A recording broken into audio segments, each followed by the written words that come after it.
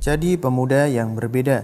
Yang kita tahu mayoritas anak muda saat ini jauh dari agama.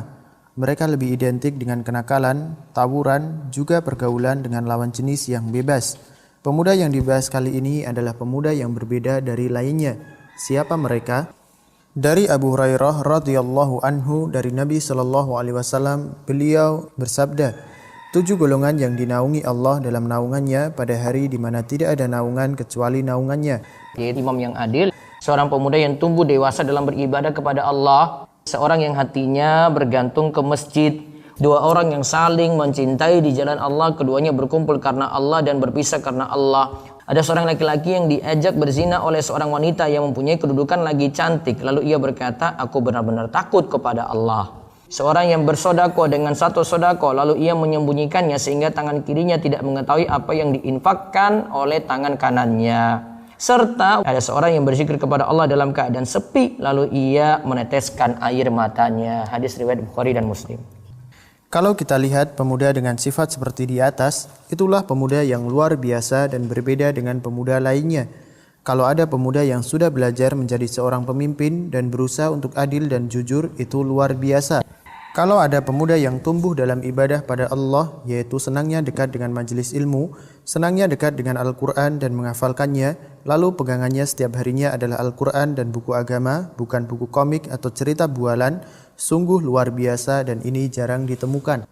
Jika ada anak muda yang berada pada jenjang SMP, SMA atau mahasiswa yang hatinya selalu terkait dengan masjid, contohnya ia terus membiasakan sholat subuh berjamaah di masjid, padahal yang biasa kita saksikan hanyalah orang sepuh yang berusia 60-an yang mengisi shaf di masjid.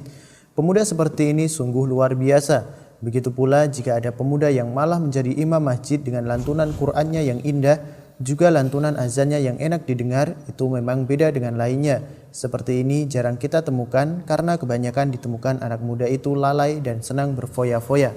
Kebanyakan pemuda-pemudi lalai dengan cinta gombal, bukan cinta karena Allah lewat pernikahan pada saatnya nanti. Yang ada cintanya berdasarkan hawa nafsu sampai ingin membuktikan cintanya dengan berzina tanpa ada rasa takut pada Robnya. Juga kalau memiliki harta, anak muda biasanya israf dan tabzir. Israf artinya memanfaatkan harta secara berlebihan dari yang pantas. Sedangkan tabzir maksudnya adalah memanfaatkan harta pada hal maksiat. Yang kita lihat anak muda yang berduit seperti itu bukan malah menyalurkan hartanya untuk sedekah di jalan Allah atau menolong orang yang susah, kebanyakannya untuk kesia-siaan.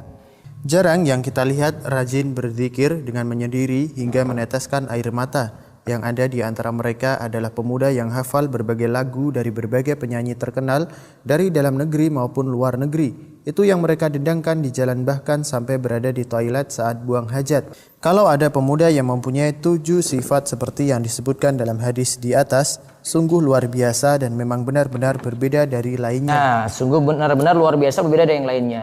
Maka dia berhak untuk mendapatkan naungan Allah pada hari kiamat.